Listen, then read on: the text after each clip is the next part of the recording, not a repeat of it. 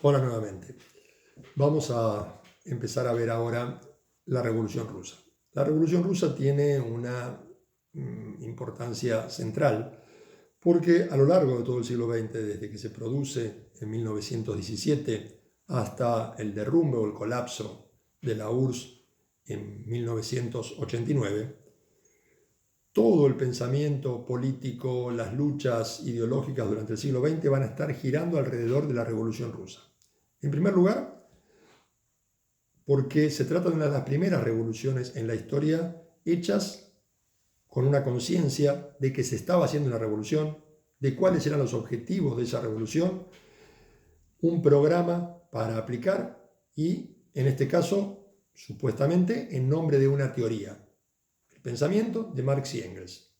La Revolución Rusa venía a instaurar el socialismo, esa sociedad sin clases que describían Marx y Engels en su teoría.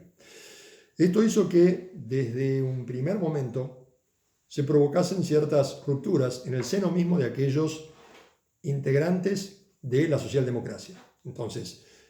autores destacados como Rosa Luxemburgo, que si bien aplaudió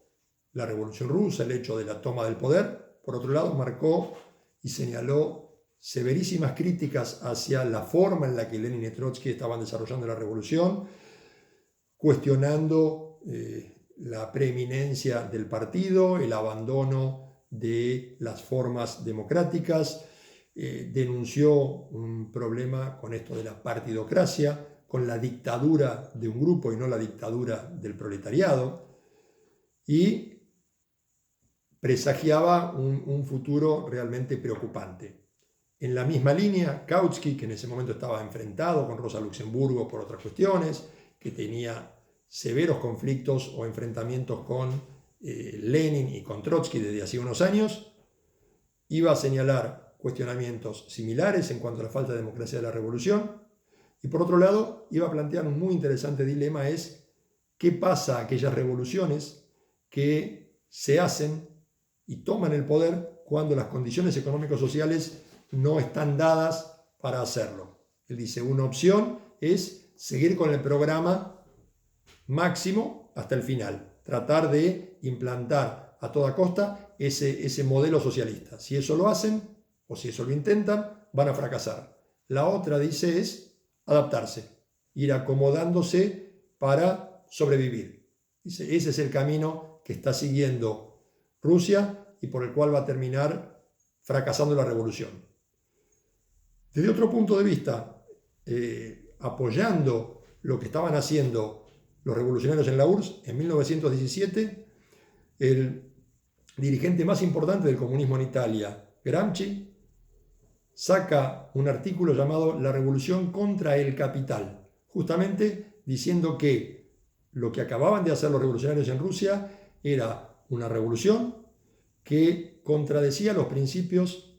del pensamiento marxista, que contradecía los postulados del materialismo histórico, que estaba saltando etapas, pero que, él lo justificaba, las condiciones ideológicas, políticas de ese momento lo permitían y apoyaba ese tipo de movimientos. Por otra parte, vamos a ver que a lo largo del siglo XX, desde los sectores del capitalismo, la Revolución Rusa fue levantada como un estandarte para señalar un peligro.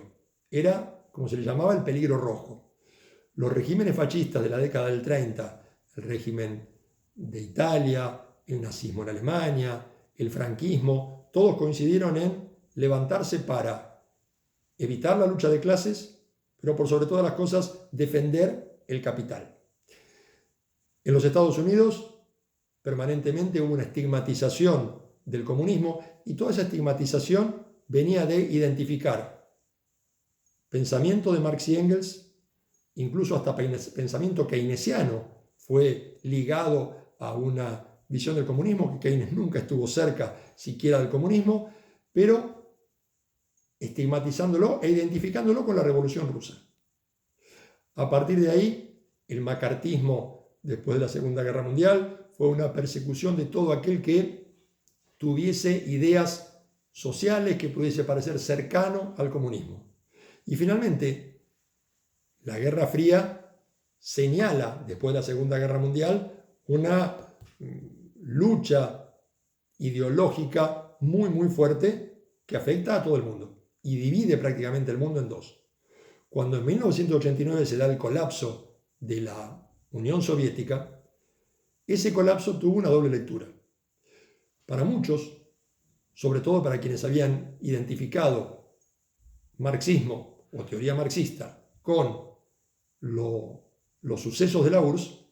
el derrumbe implicaba el fin del marxismo, el fin de la utopía marxista o socialista, como se llamaban, y el triunfo de lo que va a ser después el pensamiento único. El único modelo posible es el capitalismo, y dentro de ese capitalismo, en ese momento, el modelo neoliberal.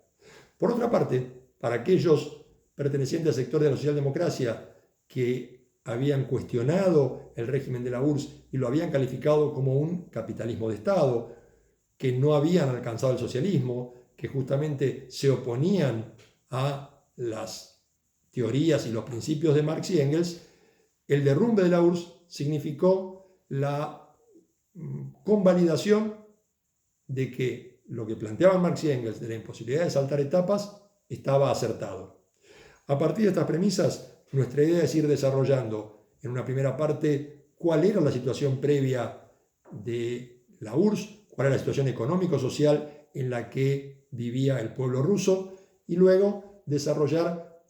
brevemente, someramente, cuál fue la evolución de la revolución y a qué resultados arribó desde el punto de vista de la estructura económico-social, es decir, si superó el régimen capitalista o no, y por otro lado, a nivel superestructura, qué tipo de gobierno, qué tipo de Estado se desarrolló en la URSS.